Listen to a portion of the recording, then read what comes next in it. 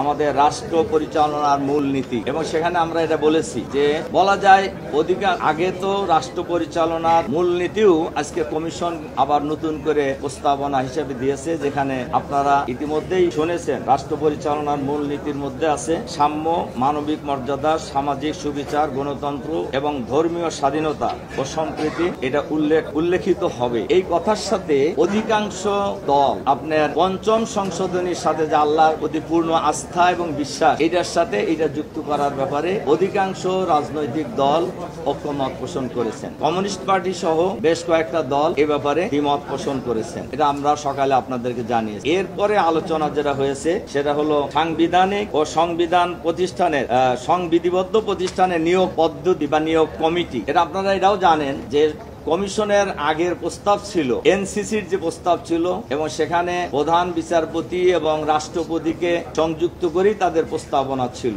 এই নামের ব্যাপারেই অনেক লোকের মধ্যেই একটা আপত্তি ছিল।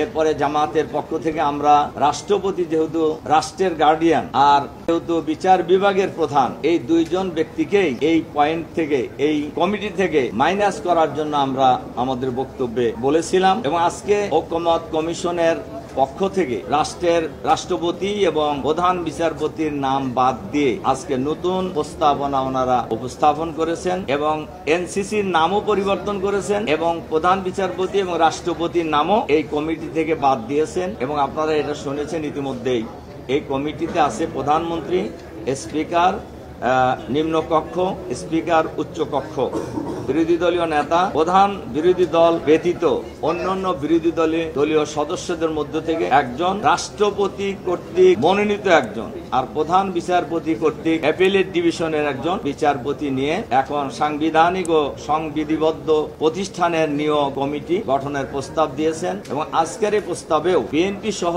কয়েকটা দল বাদে অধিকাংশ দলই এ ব্যাপারে ঐক্যমত পোষণ করেছেন।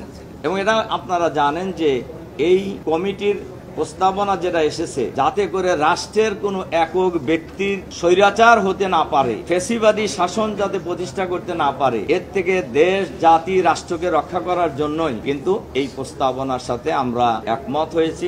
আর আজকে শেষে আবার আরেকটা বিষয়টা আলোচনা হয়েছে, যদিও এই বিষয়ে আগে বিএনপি ছাড়া ওই দিন আমরা বলেছিলাম যে বিএনপি সহ 3টি দল যারা ঐক্যমত কমিশনের যিনি সহসভাপতি এবং এই মিটিং এর সভাপতি, উনি বলছিলেন 3টা দল ছাড়া আর বাকিরা সবাই একমত হয়েছি আমরা যে প্রধানমন্ত্রী একই ব্যক্তি কয়বার এটা নয় 10 বছর প্রধানমন্ত্রী হইতে পারবেন।